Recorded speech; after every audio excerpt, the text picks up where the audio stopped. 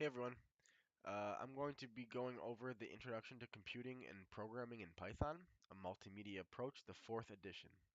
This is the Chapter 1, Introduction to Computer Science and Media Computation. So to begin the story, we're going to just ask some rhetorical questions, such as, what is computer science about? What computers really understand and where programming languages fit in? Media computation. Why digitalize media?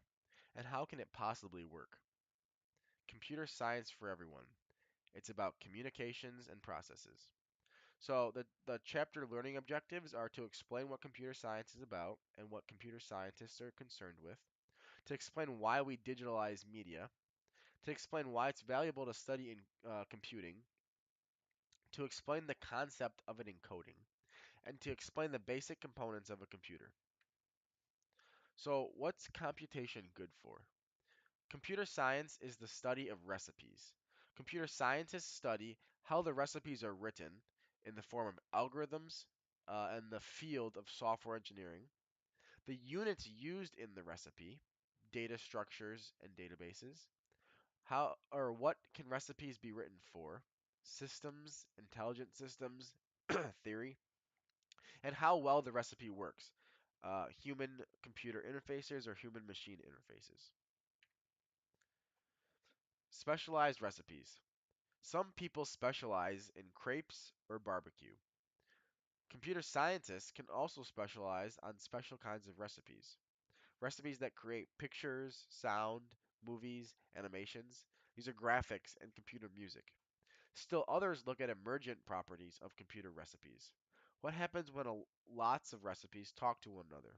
This is networking or nonlinear systems. So we're going to start by defining some terms. Beyond just this is just beyond recipes, right? So a program is a description in a programming language of a process that achieves some result. An algorithm is a description of a process in a step-by-step manner. And the same algorithm could be written in many languages. Now, this is not just saying that a Chinese programmer with a Spanish programmer with an English programmer are going to write different languages, but this is going as far as you can write in Java. You could write in C++, you could write in Ruby, you could write in JavaScript. There's multiple ways to accomplish the same task. And an algorithm is just describing the process. It's not telling you how to write, what language you can use, and everything. It's a pseudocode, for example. So take as an example the process of preparing a peanut butter and jelly sandwich. For example, in the algorithm, we're going to refer to bread, peanut butter, jelly, perhaps a knife to spread. And you could start by writing your algorithm for something as basic as that, just to get the idea down of how descriptive your process has to actually be, right? Because computers are not smart things. As a programmer, as a software engineer, you are making the computer smart by giving it a set of instructions. And an algorithm is the exact same thing. It's a description of the process step by step. So a key concept here is that the computer is what does the recipe. So your recipe could be as hard, as tedious, as complex as you want it to be. For example, your grandmother's recipe that maybe your mom or perhaps your girlfriend or whoever, maybe they don't make it just quite as right? Because maybe it's hard, maybe it's tedious. Well, as a programmer, you're telling the computer to do the recipe. You can make it do whatever you want to. For example, cranking through a million genomes, that's no problem at all. Find one person in a 30,000 person campus? Yawn. What about a process of a million dots on the screen or a bazillion sound samples? That's media computation. So, what does a computer really understand? It's not quite just multimedia at all. It's unimedia, as what Nicholas Negroponte, the founder of MIT Media Lab, said. Everything's either 0 or 1, which is binary. Computers are exceedingly stupid, which I mentioned. The only data that they understand is binary, just zeros and ones. They can move, or they can only do the most simple things with those zeros and one. For example, they can move this value to here. They can add, multiply, subtract, divide these values. They can compare these values, and if one is less than the other, go follow this step rather than that. And but done fast enough, these simple instructions can actually do and become pretty amazing things, right? So this very simple low-level programming language, which is very close to the computer architecture itself, this is called assembly language, right? And we actually use the computer memory registers itself to do all these simple, super basic computations, but they output what you're watching this video on right now, right? The programming languages all boil down to just these very basic binary encodings of 0 and 1. So, what is a programming language? So there's different programming languages, and they're different in a couple different ways. And that's their encodings. But but they turn similar and same commands from the computer into a similar output. For example, in the top left, we see a Python or Jython program. We write a function, we define it hello, and we print hello world. So I'm actually gonna copy the same thing. So we're gonna define a function called hello. It's gonna take no parameters, and all it's gonna do is print hello world. Oops. Okay. So I'm gonna load the program, save it, test, save it, yes. So I'm gonna hit load. All right, and it's loaded. Now all I'm gonna do is call hello, and it prints hello world. Right? We could actually also simplify this as an example, oops, by calling the function directly. So what it's going to do, it's going to go through this line, and it's going to define the function hello. It's going to say what this function does. But it's not actually going to call this function or execute this function until I actually say, here I'm calling hello, execute the function. For example, you might have a light in the room that you're in right now, and the light might exist, right? So let's actually, as another example, let's just change this. Let's just call this a light. Um, Actually, let's say turn on light. And we're going to print out the light is on. Okay. So everyone knows how to turn the light on, right? In the room that you're in, maybe you hit the switch. Maybe you have to plug it in the outlet. Maybe you say, Alexa, turn the light on. There's various ways that you can turn a light on, for example, now. So, but it's not going to do anything until we actually say turn on the light. The light is on, right? We have to give it that command. We have to execute the command and execute the function before it actually outputs and runs through this. So right now, this is actually stored, like we talked about, in ones and zeros in memory locations. And it's not actually called until we say execute this function. The program Jython itself, JES, actually goes to that memory location of where it's at. It calls it, and then it executes the function as well. So going back to the the PowerPoint, this hello world that we actually implemented can actually be done in Java, in C++, in any programming language. But then you can see the complexity changes if we use Java, if we use C++, it uses an IO stream, and if we use scheme on the bottom, they're all different ways to get the same output. And that's where the different encoding comes in, which takes the programming language. It's still storing it in ones and zeros, but it's encoding it differently um, based on the programming language that you're using. So what is Python? So Python is a popular programming language which is designed to be easy to read, right? When I wrote this function, even if you didn't know any programming at all, you could still tell that I defined a function called turn on the light, and um, it prints out the words the light is on. And that's exactly what it prints out on the bottom, as we can see down here, right? So it's very human readable, and that's its intent. It's designed to be easy to use, and it's actually used by many companies. But it's also used to make application software flexible and expendable. For example, it can be used to program GIMP or Blender, both graphical manipulation softwares. So, what is Jython?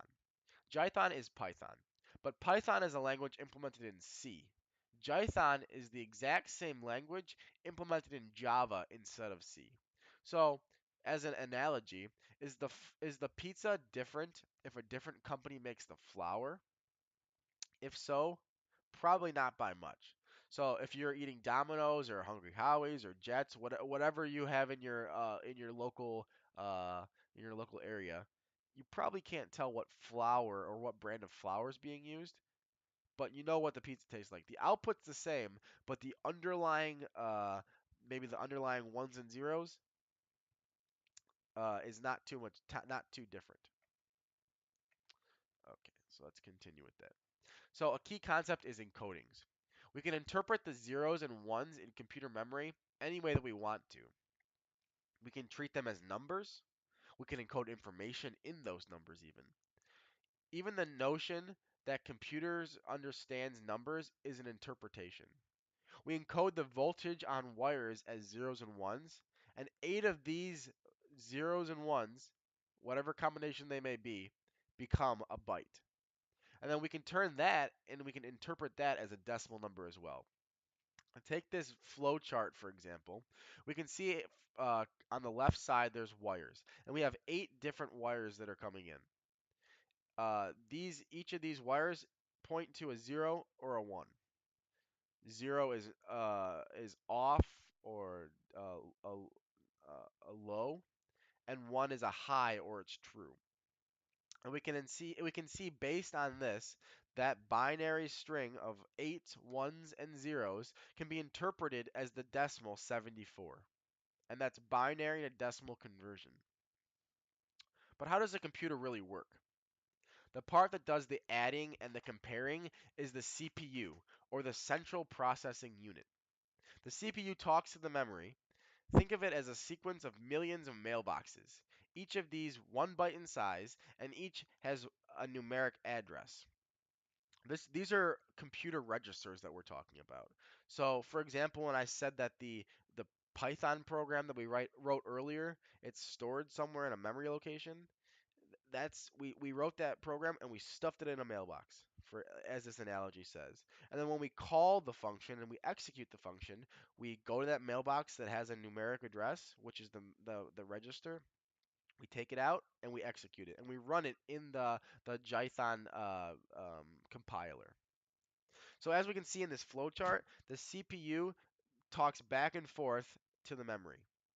It talks only out to the display. Right? We're not inputting the display that you're watching this video on right now. It's not talking back to the CPU. The CPU just says, "Here's something to show. Go ahead and show it." But the CPU and the memory itself, those both do talk to the hard disk. They talk back and forth. But the keyboard, for example, is only in, right? We're not talking back out to it. The hard disk provides 10 times or more storage than in memory, but is millions of times slower. And the display is the monitor or LCD. One thing to note that this hard disk statement that's here, this is only for a physical hard drive, not an SSD. An SSD is a lot faster than this is actually saying. Continuing on, layer the encodings as deep as you want. So one encoding, ASCII, defines a capital A, as 65. If there's a byte with a 65 in it, then we can decide that it's a string. Poof, it's an A, right? That's our encoding and our decoding. We can string together lots of these numbers to make usable text. For example, 77, 97, 114, and 107 is the word mark. But you might be asking, why is the A in mark a 97 when we just said above it's a 65, right? But the thing is that when you encode a capital A versus a lowercase a, the CPU needs to know what you're talking about, right? Because when we type in Word, for example, it knows when we're typing a lowercase a or a capital A. Those softwares realize what we're typing and what it's representing as far as the data goes.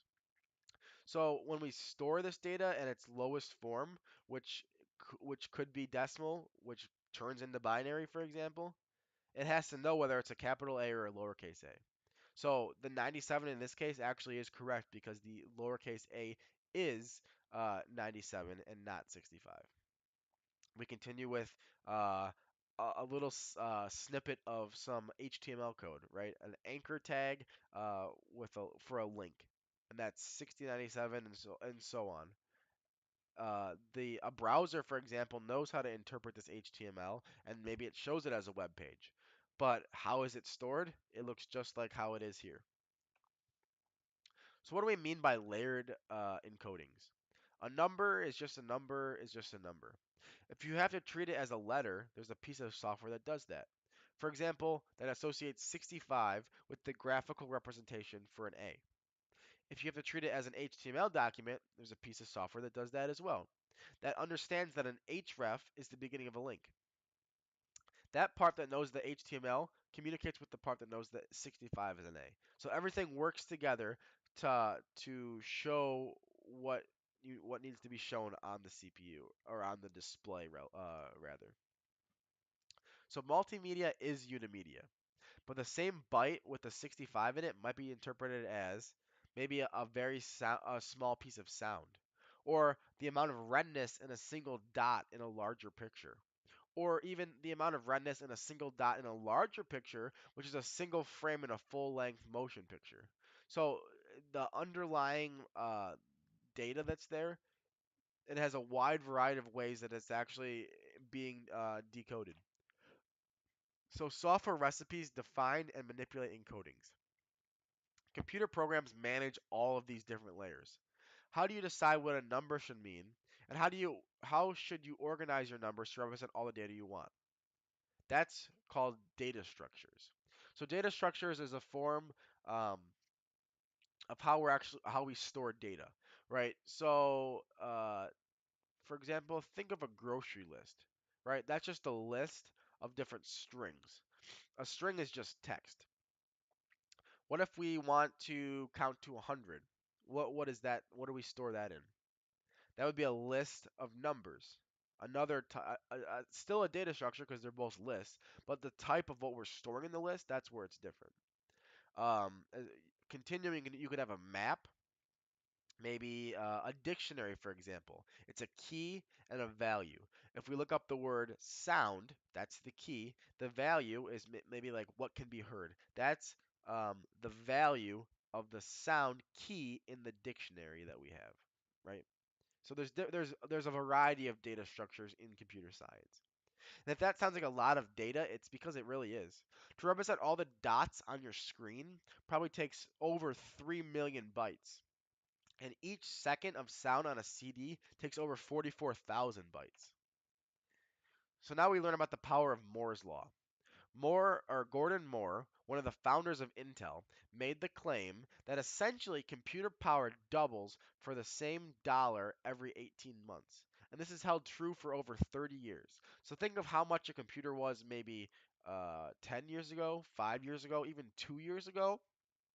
And you can essentially buy that same computer now with a lot less power. So this is what it's kind of saying that um, the as computer power doubles for the same dollar every 18 months. So every 1.5 years, we have double the power we had for the same dollar it was 18 months ago.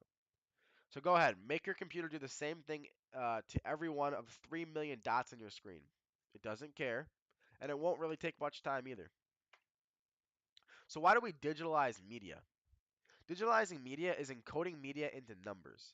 Real media is analog, or it's continuous.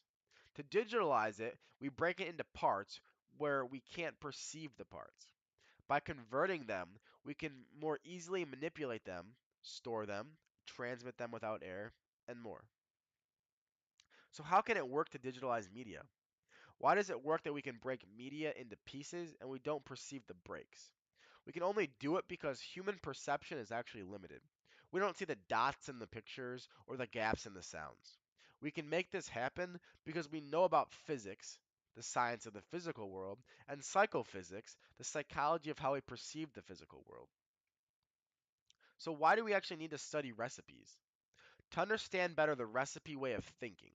It's influencing everything from computational science to bioinformatics. Eventually, it's going to become part of everyone's notion of a liberal education you'll probably need. That's the process argument. And even to communicate. Writers, marketers, producers communicate all through computation. Computation for communication. All media is going digital. Digital media is manipulated with software. You are limited in your communication by what your software currently allows. So what if you want to say something that Microsoft or Adobe or Apple that doesn't provide a tool, a filter, or feature currently to say? If you want to say something that your tool doesn't allow, program it yourself. If you want to understand what your tools can or cannot do, you need to understand what the programs are doing. If you care about preparing media for the web, for marketing, for print, for broadcast, then it's worth your while to understand how the media is and can be manipulated. Knowledge is power, and knowing how media works is powerful and it's certainly freeing. So, in this class, we're not going to replace Photoshop, nor are we going to replace Pro Audio tools, ImageMagick, GIMP, Java, Visual Basic, etc. But if you know what these things are doing, you have something that can help you learn new tools. So knowing about programming is knowing about the process. Alan Perlis, one of the founders of computer science, argued in 1961 that computer science should be part of a liberal education. He said that everyone should learn how to program. Perhaps computing is more critical to a liberal education than calculus. Calculus, we study, it's about rates, and that's certainly important. But computer science is about the process, and that's important to everyone because automating process changes everything. For example, computer science teaches you a different way to think about things. We think more logically if we learn how computers have to implement certain ways of thinking. Because we take it down to an algorithm, right, a step-by-step description of a process. We think algorithmically, and then we process things differently after learning computer science. And everyone's really going to need to know this. A study at Carnegie Mellon University found that there were at least 4 end user programmers for every 1 professional software developer in the world. End user programmers create programs to solve problems of their own, not to create software products. And that number is increasing. More and more professionals are going to need some aspect of programming as part of their work. A recipe is a statement of process. A recipe defines how something is done. In a programming language, that defines how the recipe is written. When you learn the recipe that implements a Photoshop filter, you learn how Photoshop does what it does. And that's a powerful thing. Finally, programming is about communicating process. A program is the most concise statement possible to communicate a process. That's why it's important for scientists and others who want to specify how to do something understandably in as few words as possible. And here is the link for Python. It's the programming language we're going to be using. And it's actually used by some pretty big companies, such as Google, Pixar, Nextel. And the kind of Python we're going to be using is called Jython. It's a Java-based Python. Here's a link here, but I'll actually be sending out a link to download it directly as well. That's all for chapter 1 of this book. If you have any questions, please let me know. Please try to go through some of the questions at the end of the chapter. If you have any issues with those, please let me know. I hope you learned something, and if you have any questions, as always, please feel free to email me. Thanks, guys.